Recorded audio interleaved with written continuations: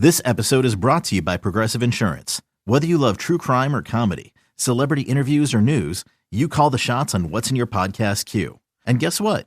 Now you can call them on your auto insurance too with the Name Your Price tool from Progressive. It works just the way it sounds. You tell Progressive how much you want to pay for car insurance, and they'll show you coverage options that fit your budget. Get your quote today at Progressive.com to join the over 28 million drivers who trust Progressive. Progressive Casualty Insurance Company and Affiliates. Price and coverage match limited by state law. Worried about letting someone else pick out the perfect avocado for your perfect impress them on the third date guacamole? Well, good thing Instacart shoppers are as picky as you are. They find ripe avocados like it's their guac on the line. They are milk expiration date detectives. They bag eggs like the 12 precious pieces of cargo they are. So let Instacart shoppers overthink your groceries so that you can overthink what you'll wear on that third date. Download the Instacart app to get free delivery on your first 3 orders while supplies last. Minimum $10 per order. Additional terms apply. It's time. Time to get in the zone. With the 49ers Web Zone. This is the No Huddle Podcast with Al and Brian.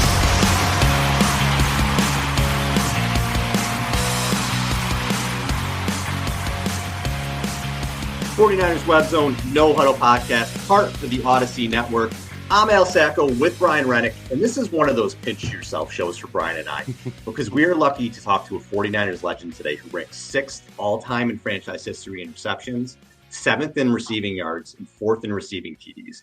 He's a Pro Bowler, a Super Bowl champion, an actor, a producer, and now author of the upcoming book, Playing Ball, Life Lessons from My Journey to the Super Bowl and Beyond. He is Vernon Davis. Vernon, thank you so much for being here with us. Oh, thanks for having me.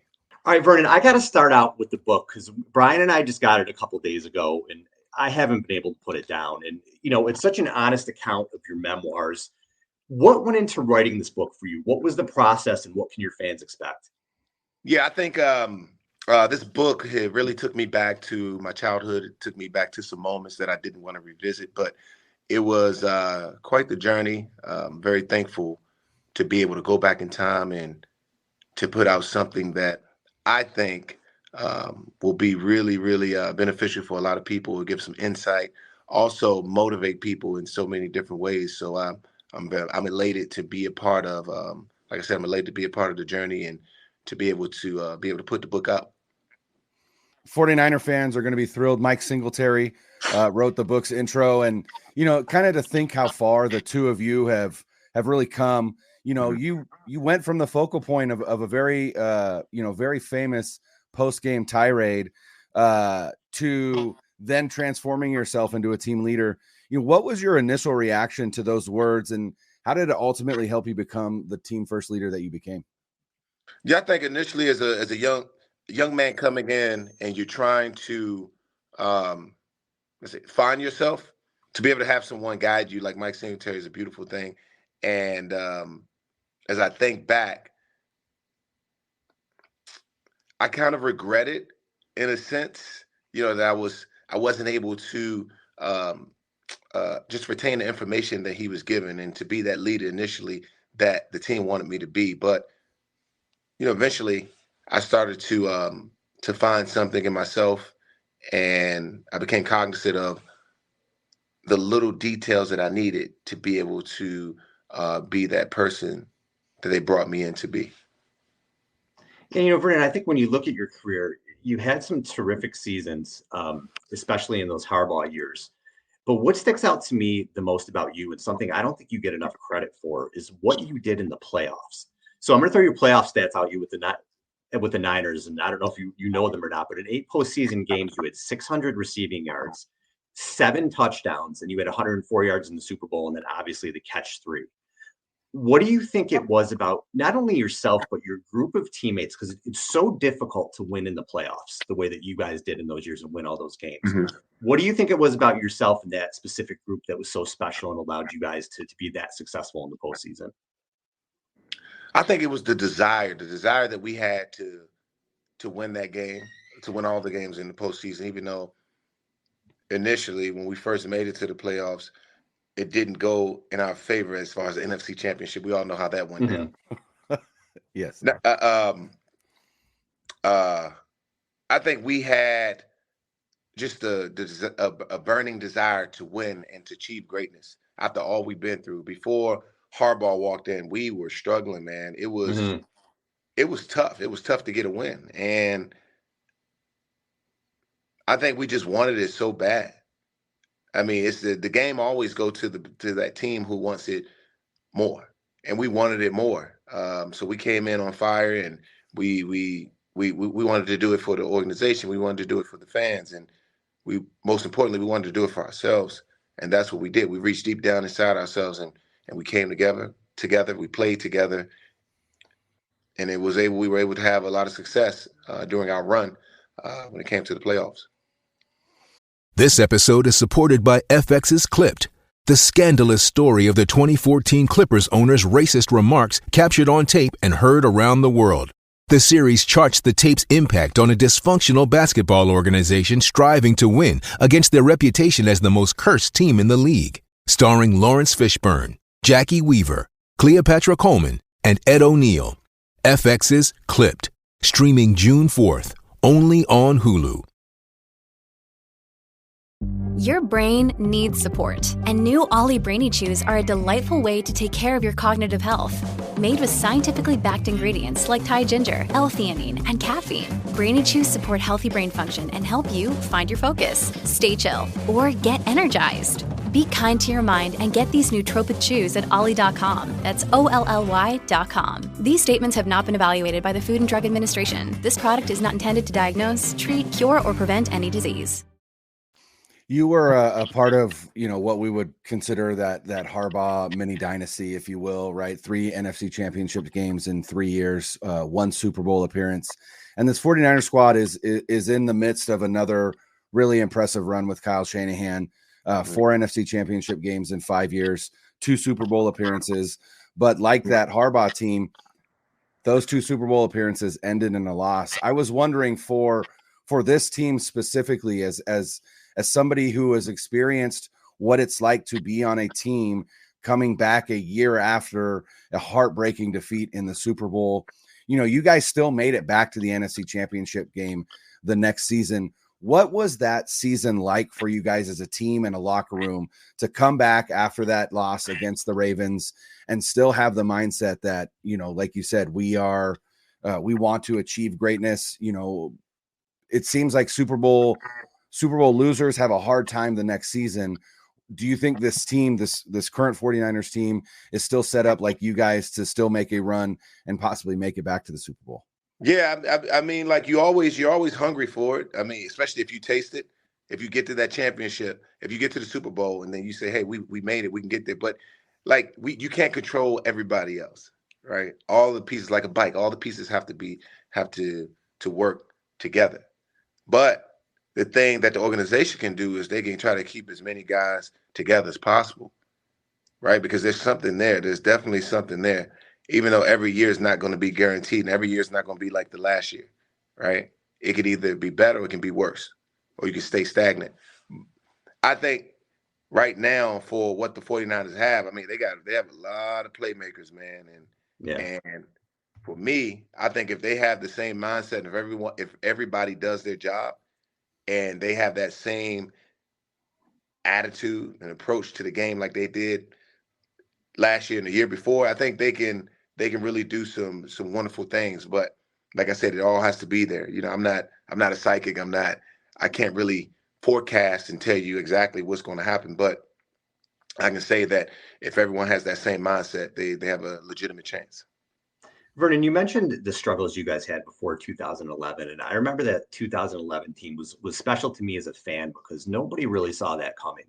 And then you guys just took off that year, and it was such a special season.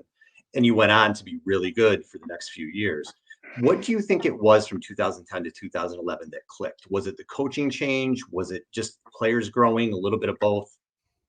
Yeah, I think players were evolving. I think we all gelled together. And we really cared about each other. We hung out. We stayed together. When you have that togetherness, I think it says a lot, because a lot of times I've been on teams where guys are just together in the locker room, right? They go to work, They don't hang out outside of that. But that the team that we had, we stuck together, man. We went to dinner together. That's awesome. We did activities with our families, and that's what it's about. It's about getting to know each other on a deeper level, and you have to have that. When that type of synergy is there, then you can go to work and know that, hey, I love these guys. These guys aren't just my work buddies; they're my buddies for real. Like we're doing this. There's a family connection here, some kind of family energy that we have going on. So that's huge. I mean, I remember when I was in Denver, Peyton Manning used to take the offensive group to steakhouse I think it was every Wednesday or Thursday. It's because he understood the essence of doing things outside of the locker room. And that's key. That's one of the biggest. It's the little things that allow you to be able to achieve the bigger things, and that's what we were able to do from 2010 to 2011. One of the big changes for that team, obviously, was as Al said, the coaching change. Jim Harbaugh came in. Not only that, but there was the lockout, which limited his ability to meet with you guys. Jim Harbaugh is getting another opportunity in the NFL to coach an NFL franchise in the Chargers. Obviously, I don't know that they can expect the type of turnaround that you got with that 2011 49er squad that went from just, again, a stretch of really poor performances to an NFC championship game in one off season. But what is it that Coach Harbaugh brought to you guys that you feel like helped really kind of propel you guys forward? And can Chargers fans expect the same thing from him now that he's in LA? Yeah, Harbaugh has the ability to get guys to rally behind him. His energy, his enthusiasm, everything that he brings is like, I mean, like when he walks in the morning, you know what you're going to get. He's always upbeat. I mean, he's just the type of coach that knows how to get guys going. He just has an ability to be able to do that, and he figured it out. And I think that's how he's been able to achieve the ample amount of success that he's been able to achieve both in college and the pros, because of who he is and what he stands for, his integrity, his character, and guys get that. They see it. He's holding everybody accountable, right? I mean, he is the he is that leader. He is that he's that piece that every team knows they need, right? We need this guy. We need Harbaugh, right? And if we don't do what he says, then we're going to have to, he's going to hold us accountable. And they know that. And I think that's what we had. We as a team, we understood that. And we were able to come together and win games. We had a coach that was the real deal. Mm-hmm. He would attack each day with an enthusiasm unknown to mankind, right? That's right. Vernon, your former teammate Patrick Willis is getting inducted into the Hall of Fame this year, and you're eligible in 2025. And we talked about those playoff performances that you had. But you're also 7th most ever touchdowns for a tight end, and 11th most receiving yards for a tight end as well. Have you allowed yourself to start thinking about your Hall of Fame chances? No, I never really thought about it. I mean, I just, look, if it's meant for me, then it'll happen. If not, then it won't. But, I'm a firm believer in whatever is supposed to happen for a person, then it will happen, whether now or later. So it's just one of those things. I mean, I just go on in life, try to go on with a positive attitude and just hope for the best, prepare for the worst. And if it's meant, then, hey, I'll take it. Love it. As far as life after football, that can be a difficult transition for some because it's kind of like, now what? I know you had done some acting and producing during your career, but you've really taken off with it since. Was that something that you were trying to lay the groundwork for when you were still in the league, or did it come together more kind of after retirement? I never really planned to be an actor. I never planned to be anything outside of football other than a painter. it just all came together. When I was in San Francisco, I took a class and I fell in love. And after that, I started seeking opportunities. And, as you continue to think about things, meditate on certain components and all the things you want to manifest in your life, it comes to pass. And that's for everyone who really believes and wants something bad enough, right? And I think I wanted it for myself in a special way. And after I got done playing, it all came into fruition with the right approach, of course. And since then, I've just been, I don't know, just having fun and creating and just working on the craft, trying to get better each and every day. Awesome. I kind of want to, I want to follow up real quick. I had one question for him, Al. One of the things that I was talking to Al before you hopped on, and I said, the 49ers drafting you, I believe it was 7 overall the year that you were drafted. It was one of the first times for me that I was just like genuinely really hyped for a player that my team had drafted. I hadn't been kind of into the NFL draft. But one of the things that I always thought was most interesting about you as a football player was that side of you outside of it, where you were also into the arts and into painting. Do you feel like there was like a dichotomy for you almost, in that you had your football side and your I guess your creative side, or do you feel like those kind of really meshed well together for you? Because to me, it kind of seems like that is not the norm, right? That's not a norm for a player to be as good at a violent sport as football, and also, a painter and someone who's into the arts. Yeah, it's not the norm for a player to be an artist and a football player, but there was a few guys, throughout my time in the NFL who I found that they were either singers, musicians, artists, but not many. I like it because, just like for myself, like retiring after retiring and then having something to do after football, it was like, it was a transition that I made. And when you're an artist, you can do, you never know. I mean, you might find yourself, you might be a musician, but you find yourself as an actor or a dancer. You just never know. But it's those guys who are not afraid to go outside the box, right? And pursue the things that they're really talented at. And I think that's for me. I haven't been afraid, and hopefully we can see more of that in the future with these guys when they leave and they're we're trying to figure it out and trying to figure out what they want to do in life. Awesome. Vernon, thanks so much for the time. And good luck with the book. We really appreciate it. Thank you, guys. I appreciate you. 9 0 3. 1 2 3.